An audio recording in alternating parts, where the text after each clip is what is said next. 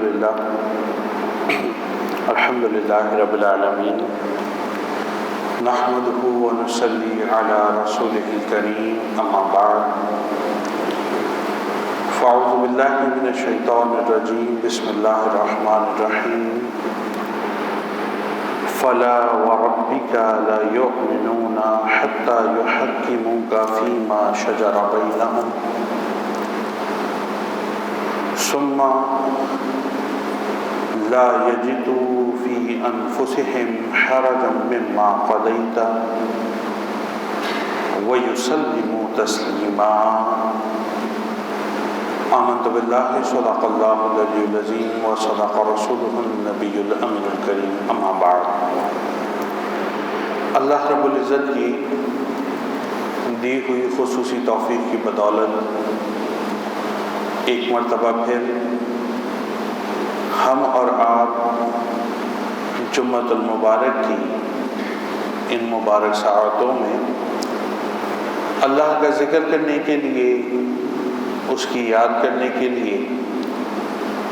اس کے دین کی باتیں سننے کے لیے، دین کی باتیں سنانے کے لیے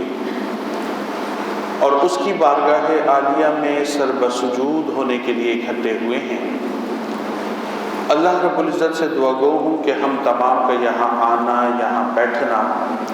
کلام کرنا اور کلام سننا اللہ رب العزت اپنی بارگاہ میں قبول و مقبول فرمائے۔ جو آیت کریمہ آج کی نشست کے لیے ہم نے منتخب کی ہے، سورۃ النساء آیت نمبر 65 ہے، جس میں اللہ رب العزت ایک عظیم حکم کی طرف اشارہ فرما رہے ہیں اور مومنین کو تنبیہ فرما رہے ہیں۔ آیت کی جو ابتدا ہے انتہائی دلکش اور انتہائی پرزور انداز سے ہو رہی ہے۔ اللہ فرما رہا ہے فلا وربک، کہ اے میرے رسول آپ کے رب کی قسم۔ اب الفاظ کی دلکشی دیکھیے اور خوبصورتی دیکھیے کہ یہ بات یقیناً ممکن تھی اور قرآن پاک میں جا بجا مقامات پر کلام کی ابتدا اس طرح سے بھی کی ہے کہ اللہ اپنی قسم اٹھاتا ہے یا رب السماوات والارض کہہ کر بات کو، گفتگو کو، کلام کو شروع کرتا ہے۔ لیکن اس آیت کریمہ میں جو انتہائی خوبصورت اور غور طلب بات ہے وہ یہ ہے کہ اللہ رب العزت جو مخاطبت کا آغاز فرما رہے ہیں وہ نبی علیہ الصلوۃ والسلام سے کلام ہو رہا ہے، اور کلام کی ابتدا اس انداز میں ہو رہی ہے کہ میرے رسول آپ کے رب کی قسم۔ ایک محبت، ایک الفت، ایک پیار کا انداز ہے جو اللہ رب العزت اپنے رسول صلی اللہ علیہ وسلم کے لیے اس آیت کریمہ میں بیان کر رہا ہے۔ فرمائے میرے رسول فلا وربک، آپ کے رب کی قسم، لا یؤمنون حتی یحکموک فیما شجر بینہم، وہ مومن ہو ہی نہیں سکتا، وہ مومن ہو ہی نہیں سکتا۔ کون؟ یہاں تک کہ وہ آپ کو اپنے ہر مسئلے کا حاکم نہ بنا لے جو ان کے درمیان پھوٹ پڑا ہے۔ یعنی ہر وہ بات، ہر وہ مسئلہ جو مومنین کے درمیان مختلف فی ہے، جس میں مومنین آپس میں اختلاف کر سکتے ہیں، جھگڑا ہو سکتا ہے، فساد ہو سکتا ہے، رائے کا اختلاف ہو سکتا ہے، ان تمام معاملات کے اندر اگر وہ آپ کو اپنا حاکم مقرر نہ کریں تو ان کے ایمان کے اندر کمی ہے، ان کا ایمان ہی نہیں ہوتا۔ ثم لا یجدوا فی انفسہم حرجا مما قضیت، اور جب آپ کسی مسئلے میں ان کے درمیان فیصلہ فرما دیں کوئی مسئلہ اٹھا اور آپ کی بارگاہ میں آیا اور آپ نے فیصلہ کر دیا کہ یہ مسئلہ اس طرح سے ہوگا اور اپنا فیصلہ کسی کے حق میں دے دیا، تو اب ان مومنین کے اوپر یہ بھی لازم ہے کہ ان کے دل میں تنگی نہیں آنی چاہیے، ان کے دل میں یہ دکھ نہیں ہونا چاہیے کہ حضور نے فیصلہ اس کے حق میں کر دیا، ان کے دل میں یہ خیال نہیں آنا چاہیے کہ حضور نے جو فائنل ڈیسیژن ہے وہ فلانے کے حق میں دے دیا۔ اور پھر کیفیت ان کی یہ ہونی چاہیے وہ یسلموا تسلیما، کہ وہ دل و جان سے اس فیصلے کو قبول نہ کر لیں۔ تنگی قلب تو بہت دور کی بات ہے، اگر ان کے دل میں ذرا سا بھی یہ گمان ہے کہ حضور نے یہ فیصلہ کیوں کر دیا، تو فرمایا وہ ایمان والے نہیں ہو سکتے۔ اب یہ بات جو ہے بظاہر تو ایسا نظر آتا ہے کہ گویا حضور علیہ الصلوۃ والسلام کی ظاہری زندگی سے متعلقہ ہے، اور ابھی ہم اس کی شرح میں جو آپ کی خدمت میں واقعہ پیش کریں گے تو اس سے بھی یہ بات واضح ہوگی، لیکن قیامت تک آئندہ آنے والے انسانوں اور مسلمانوں کے لیے اس آیت کریمہ میں یہ پیغام دے دیا گیا ہے کہ جہاں ایک طرف تمہارے نفس کی چاہت کھڑی ہو، جہاں ایک طرف تمہارے عقل و شعور کی کوئی بات کھڑی ہو، اور جہاں ایک طرف تمہارا ماحول، تمہارا زمانہ، تمہارا حال تم کو کسی طرف اشارہ کر رہا ہو، اور دوسری طرف میرے رسول نے اپنی حدیث میں یا قرآن میں کسی مسئلے کا فیصلہ کر دیا ہو، تو خبردار تمہیں یہ اختیار نہیں ہے کہ رسول کے اس فیصلے کو بائی پاس کرتے ہوئے تم اپنی منشا اور چاہت کی تکمیل کر سکو۔ اور اگر تم نے اپنی فہم و فراست کی بنیاد پر، اپنے عقل و شعور کی بنیاد پر، اپنی نفسانی خواہشات اور چاہتوں کی بنیاد پر کسی مسئلے میں یہ سوچا کہ اگر اللہ کے رسول فیصلہ ایسے نہیں بلکہ ویسے فرما دیتے، تو قرآن ہم کو یہ بتا رہا ہے کہ بندہ مومن دین اسلام سے خارج ہو جاتا ہے، اسلام سے باہر چلا جاتا ہے، کیونکہ حضور کا عمل وہ کسوٹی ہے جس کے بارے میں قرآن کہہ رہا ہے کہ ما آتاکم الرسول فخذوہ وما نہاکم عنہ فانتہوا، کہ جو میرا رسول تم کو دے تم اس کو قبول کر لو، اور جس سے میرا رسول تم کو روک دے خبردار اس شے سے رک جاؤ۔ اگر کوئی مومن حضور علیہ الصلوۃ والسلام کی کسی سنت پر اعتراض کرتا ہے، حضور علیہ الصلوۃ والسلام کے کسی طریقے پر اعتراض کرتا ہے، حضور علیہ الصلوۃ والسلام کے کسی فیصلے پر اعتراض کرتا ہے، تو قرآن ہم کو یہ بتا رہا ہے پھر وہ مومن نہیں رہتا بلکہ دائرہ اسلام سے خارج ہو جایا کرتا ہے۔ نبی علیہ الصلوۃ والسلام کا دور مبارک ہے، حضور علیہ الصلوۃ والسلام کے دور میں ہم تمام کے علم ہے کہ کچھ منافقین تھے جو کہ بظاہر حضور علیہ الصلوۃ والسلام کا دین اسلام کا کلمہ پڑھتے تھے، لیکن قلبی طور کے اوپر اسلام کی طرف مائل نہیں ہوئے تھے، اور کئی وجوہات تھیں۔ بعض اس وجہ سے کہ وہ اسلام کی ترقی کو دیکھ رہے تھے اس لیے ساتھ جڑ گئے تھے، بعض اس وجہ سے کہ وہ یہود و نصارہ کی سازشوں کا حصہ تھے تو وہاں سے انفارمیشن کلیکٹ کرتے تھے اور یہود و نصارہ تک پہنچاتے تھے، اور بعض اس وجہ سے کہ وہ دنیاوی فوائد دیکھ رہے تھے کہ مسلمانوں کو ملنا شروع ہو گئے تو ہم بھی اسلام میں آ جائیں گے تو وہ فوائد ہم کو بھی مل جائیں گے۔ کئی وجوہات تھیں کہ لوگ منافقت کے انداز کے اندر اسلام کے اندر داخل ہوتے تھے، بظاہر وہ مومن ہوتے تھے، مسلمان ہوتے تھے، لیکن حقیقتاً ان کا اسلام سے تعلق نہیں ہوتا تھا۔ انہی میں سے ایک شخص جس کا نام مفسرین نے بشر بیان کیا ہے، اس کا ایک یہودی سے ایک مسئلے میں اختلاف ہو گیا، نزاع کا معاملہ تھا، اختلاف ہو گیا۔ یہودی نے کہا، چونکہ یہودی اس مسئلے میں حق پر تھا، اس نے کہا اس مسئلے کا فیصلہ کرانے کے لیے ہم محمد رسول اللہ صلی اللہ علیہ وسلم کے پاس چلتے ہیں، جو فیصلہ محمد رسول اللہ صلی اللہ علیہ وسلم فرمائیں گے مجھے وہ فیصلہ قبول ہے۔ کیونکہ وہ یہ جانتا تھا میں حق پر ہوں اور حضور کے دربار سے حق کے مطابق ہی فیصلہ ہوتا ہے۔ جو منافق تھا اس کو پتا تھا معاملے میں گڑبڑ ہے، یہ مسئلہ میرے حق میں جائے گا ہی نہیں۔ اس نے کہا نہیں ہم کعب بن اشرف کے پاس چلتے ہیں، وہ یہودیوں کا عالم تھا، کہا ہم کعب بن اشرف کے پاس چلتے ہیں، اس سے اس مسئلے کا فیصلہ کراتے ہیں۔ کعب بن اشرف کے بارے میں مشہور تھا وہ رشوت لے کر فیصلے کرتا ہے۔ یہ مسئلہ پرانا چلا آ رہا ہے، یہ آج کا نہیں ہے رشوت لے کے فیصلے کرنے کا، یہ پہلے بھی ہوتا تھا۔ اس کے بارے میں مشہور تھا کہ وہ رشوت لے کے فیصلے کرتا ہے۔ اس نے کہا جی میں فیصلہ اس سے کرواؤں گا، پیسے کھلا دوں گا، مسئلہ حل ہو جائے گا۔ یہودی اڑ گیا، اس نے کہا نہیں جی تم تو خود کو ویسے ہی مسلمان کہتے ہو، بظاہر تو مومن تھا منافق، کہا تم تو خود کو ویسے ہی مسلمان کہتے ہو، تو فیصلہ تو تمہارے رسول کے مطابق ہوگا، محمد رسول اللہ کے پاس چلتے ہیں صلی اللہ علیہ وسلم۔ مجبوراً حضور علیہ الصلوۃ والسلام کی بارگاہ میں پہنچے۔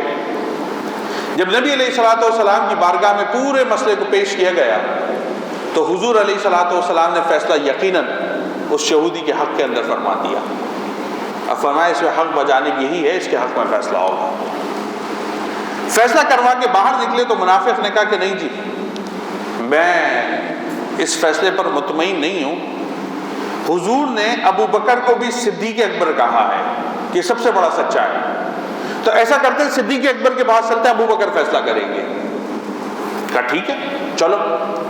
حضرت ابو بکر صدیق رضی اللہ تعالیٰ عنہ آپ کے پاس چلے گئے، وہاں جا کر پورا مسئلہ پیش کیا گیا۔ تو جب مسئلہ پیش ہو گیا تو یہودی نے کہا کہ دیکھو بات یہ ہے تم جو بھی فیصلہ کرنا ہو کرنا، مجھے قبول ہوگا، لیکن اس سے پہلے ایک بات یہ بتا دوں کہ محمد رسول اللہ صلی اللہ علیہ وسلم کے دربار سے فیصلہ میرے حق میں کیا گیا ہے۔ کہتے صدیق اکبر نے یہ بات سنی تو آپ نے فرمایا کہ ابو بکر کس ماں کا بیٹا ہے کہ محمد رسول اللہ صلی اللہ علیہ وسلم ایک مسئلے میں فیصلہ فرما دیں اور صدیق اکبر اس کے اوپر اپنی رائے کا اظہار کریں۔ آپ نے فیصلہ بغیر کسی معاملے کے یہودی کے حق میں دے دیا۔ ائمہ تفسیر لکھتے ہیں کہ یہ بات سنی تو منافق کے دل میں یہ بات آئی کہ میں جس کے پاس بھی جاؤں گا فیصلہ ہوگا اس کے حق میں، کیونکہ حق پر بھی وہی تھا۔ صرف دل میں خیال آیا کہ عمر فاروق جو اس وقت تک صرف عمر تھے، فاروق کا لقب آپ کو نہیں ملا تھا، کہا عمر کے پاس چلتے ہیں اور عمر یہودیوں کے معاملے میں سخت ہے، وہ اسٹرکٹ فیصلہ کرتے ہیں، تو ان سے فیصلہ کرواؤں گا اور امید ہے کہ فیصلہ میرے حق میں ہوگا۔ اس نے کہا بھائی دو بندوں سے فیصلہ ہو گیا، ایک آخری بندہ رہ گیا ہے، وہ تم میری مان لو، عمر کے پاس چلتے ہیں، عمر جس کے حق میں فیصلہ کرے گا بس اسی کی بات مانی جائے گی۔ اس نے کہا ٹھیک ہے۔ حضرت عمر رضی اللہ تعالیٰ عنہ آپ کے دولت خانے پر پہنچے، جب وہاں تشریف فرما ہوئے تو حضرت عمر رضی اللہ تعالیٰ عنہ نے آپ نے پورے مسئلے کے بارے میں جانچ کی۔ جب پورا مسئلہ سن لیا تو اس کے بعد منافق نے یہودی نے کہا بھائی دیکھو عمر بات یہ جو چاہو فیصلہ کرنا، لیکن میں تم کو یہ بتاتا ہوں کہ ہم سب سے پہلے محمد رسول اللہ کے پاس گئے تھے صلی اللہ علیہ وسلم، اس کے بعد ابو بکر کے پاس گئے، دونوں نے فیصلہ دیا میرے حق میں، لیکن یہ تیرا بھائی جو خود کو مومن کہتا ہے، یہ تیرا بھائی یہ کہتا ہے میں ان کے فیصلے کو نہیں مانتا، تو فیصلہ کرے گا، اب جو چاہے فیصلہ کر دے۔ حضرت عمر رضی اللہ تعالیٰ عنہ آپ نے بات سنی تو اس منافق سے پوچھا کہ بشر بتاؤ یہ سچ کہہ رہا ہے؟ اس نے کہا ہاں اسی طرح ہوا کہ ہم وہاں سے آئے ہیں، پھر صدیق اکبر کے پاس جب یہاں آئے ہیں۔ آپ نے فرمایا ٹھیک ہے میں بھی آتا ہوں، فیصلہ کرتے ہیں۔ اندر تشریف لے گئے، جب باہر آئے تو ہاتھ میں ننگی تلوار تھی۔ یہودی یہ ڈرا کہ گردن میری ماری جائے گی، اور منافق اس بات پر خوش تھا کہ یہودی کا فیصلہ تلوار سے ہوگا، مگر قربان جائیں عمر فاروق کے عدل اور انصاف پر، جب ہاتھ اٹھا اور اٹھ کر واپس آیا تو منافق کی گردن کاٹ کر پھینک دی گئی تھی۔ پورے عرب میں شور مچ گیا کہ عمر نے اپنے مسلمان بھائی کو قتل کیا ہے اور فیصلہ یہودی کے حق میں دے دیا۔ قبائل کے لوگ اکٹھے ہونے لگ گئے، عمر فاروق رضی اللہ تعالیٰ عنہ کو پکڑ لیا گیا۔ معاملہ رسول اللہ صلی اللہ علیہ وسلم کے دربار میں پہنچا، کیونکہ یہودی تو پہلے ہی آپ کو حکم مانتا تھا اور منافق اس کے گھر والے بھی حضور علیہ الصلوۃ والسلام کو حکم مان رہے تھے۔ جب معاملہ وہاں پہنچا تو اللہ رب العزت نے قرآن پاک کی اس آیت کریمہ کا نزول فرمایا اور فرمایا فلا و ربی کا، اے میرے رسول آپ کے رب کی قسم، وہ مومن ہو ہی نہیں سکتا کہ جو اپنے مسائل میں آپ کو اپنا حکم مقرر نہ فرما لے، اور جب ان کے درمیان کے مسئلے میں نزاع پیدا ہو اور آپ اس کے حق میں کسی کے حق میں فیصلہ فرما دیں اور وہ اس فیصلے کو دل و جان سے قبول نہ کر لیں۔ قرآن پاک کی ان آیات کا نزول ہوا اور اللہ رب العزت نے حضرت عمر رضی اللہ تعالیٰ عنہ آپ کی برات کا قرآن میں اعلان فرمایا تو حضور علیہ الصلوۃ والسلام نے فرمایا عمر آج سے عمر نہیں بلکہ فاروق ہے، یعنی حق اور باطل کے درمیان فیصلہ کر دینے والا ہے۔ حضرت عمر رضی اللہ تعالیٰ عنہ کو جو فاروق کا خطاب ملا وہ اس فیصلے اور اس واقعے کے بعد ملا تھا کہ جس واقعے میں آپ نے حق اور باطل کو واضح کر دیا تھا اور فرما دیا کہ جو اللہ کے رسول کا فیصلہ نہیں مانتا، جو خدا کے محبوب کے فیصلے پر راضی نہیں ہوتا، ہا قضا اقضی بمن لم یرضى بقضاء اللہ وقضاء رسولی، فرمایا کہ جو اللہ اور اس کے رسول کے فیصلے پر راضی نہیں ہوتا پھر اس کا فیصلہ عمر فاروق اپنی تلوار سے کر دیا کرتا ہے۔ میرے بھائی، میرے دوست، آج زندگی کے بہت سارے معاملات ایسے ہیں کہ جس کے اندر مجھے اور آپ کو فیصلہ کرنا پڑتا ہے، لیکن بڑے افسوس کے ساتھ کہنا پڑے گا کہ ایک طرف قرآن کا حکم ہوتا ہے اور ایک طرف رسول اللہ صلی اللہ علیہ وسلم کی حدیث ہوتی ہے۔ ہم ان دونوں کو چھوڑنے کے بعد اپنے نفس کی خواہشات اور اپنے نفس کی ترجیحات سے فیصلہ کرتے ہیں۔ زندگی کے چھوٹے چھوٹے مسائل لے لیجئے، چاہے وہ معاشی نظام ہو، اس کے اندر سود کی حرمت قرآن میں واضح ہے، رسول اللہ صلی اللہ علیہ وسلم نے سود کی حرمت پر انتہائی سخت احکامات بیان فرمائے،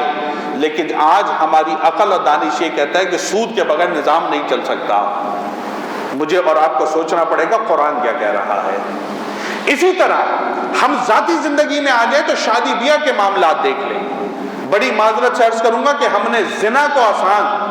اور شادی اور نکاح کو مشکل بنا دیا ہے۔ شادی کے مسائل اتنے مشکل کر دیے کہ اس میں مائیو بھی ہوگی تو مہندی بھی ہوگی تو پھر شادی بھی ہوگی تو ولیمہ بھی ہوگا، اور ان سب کے اندر کثیر لاکھوں روپے کا خرچہ کیا جائے گا۔ ایک غریب آدمی شادی کرنے سے پہلے 50 دفعہ سوچتا ہے کہ شادی کر بھی سکوں یا نہیں، اور دوسری طرف زنا، گناہ، بدکاری اور بدفعلی وہ چند روپوں اور چند ٹکوں میں اور بلکہ بہت سارے مقامات پہ تو باہمی رضامندی سے بھی ہو جاتی ہے۔ ہم نے جان بوجھ کر وہ سسٹم کریٹ کر دیا کہ جس سسٹم کے اندر ہم نے زنا کو آسان اور نکاح کو مشکل کر دیا۔ لیکن قرآن ہم کو یہ کہہ رہا ہے کہ زندگی کا کوئی پہلو کیوں نہ ہو، وہ سیاسی ہو یا معاشرتی ہو، وہ معاشی ہو یا سماجی ہو، اسلام کی اپنی تہذیب، اپنا تمدن اور اپنا ایک انداز فکر ہے۔ جہاں اللہ اور اس کے رسول کے احکامات آئیں گے، جہاں قرآن و حدیث کا فیصلہ آئے گا، وہاں دوسری طرف تمہاری عقل و دانش چاہے کچھ بھی کہتا پھرے، تمہارا فہم و فلسفہ بھلے کچھ بھی تمہیں رائے دیتا پھرے، تمہارا سماج و معاشرہ اور تمہارے گھر والے بے شک تمہاری مخالفت کرتے پھریں، بحیثیت مومن کے تم پر، مجھ پر، ہم سب پر یہ لازم ہے کہ میں اور آپ قرآن اور حدیث کی روشنی میں اپنی زندگیوں کا فیصلہ کریں۔ اور قرآن ہم کو یہ کہہ رہا ہے، میں نے اس لیے کہا تھا کہ جو الفاظ ہیں وہ الفاظ اتنے محبت والے اللہ نے اپنے رسول سے بیان فرمائے کہ فلا و ربی کا، مصطفیٰ تیرے رب کی قسم، لا یؤمنون حتی یحکموک فیما شجر بینہم، وہ مومن ہو ہی نہیں سکتا جو اپنی زندگی کے ہر مسئلے میں جو ان کے درمیان پھوٹ پڑا آپ کو اپنا حکم مقرر نہ کر لیں، ثم لا یجدوا فی انفسہم حرجا مما قضیت، اور ایسا نہ ہو کہ اگر آپ کی بات مان لیں تو دل میں افسوس ہو، یار یہ ہم نے مان لیا، اس میں تو نقصان ہو گیا، کاش ہم اپنی عقل سے ہی فیصلہ کر لیتے۔ اللہ فرماتا ہے بحیثیت مومن کے تمہیں اس کا بھی اختیار نہیں ہے، وَيُسَلِّمُ تسلیما، اور تم پر لازم ہے کہ دل و جان سے رسول اللہ کے فیصلے کو قبول کرنا ہے، اپنی زندگی کا مشاہدہ کرنا ہے اور یہ دیکھنا ہے کہ کتنے مسئلوں میں ہم اللہ اور اس کے رسول کی بات مانتے ہیں اور کتنے مسئلوں میں اپنے نفس کی بات مانتے ہیں۔ اگر اس طرح محاسبہ شروع کیا، انشاءاللہ تبارک و تعالی دین پر عمل کرنے کا شعور بھی اجاگر ہوگا اور اللہ اور اس کے رسول کی تعلیمات پر عمل کرنا بھی ہمارے لیے آسان ہو جائے گا۔ اللہ رب العزت ہم تمام کو شریعت مطہرہ کے مطابق اور حضور کے طریقے کے مطابق زندگی گزارنے کی توفیق مرحمت فرمائے۔ وما علیہ الا البلاغ۔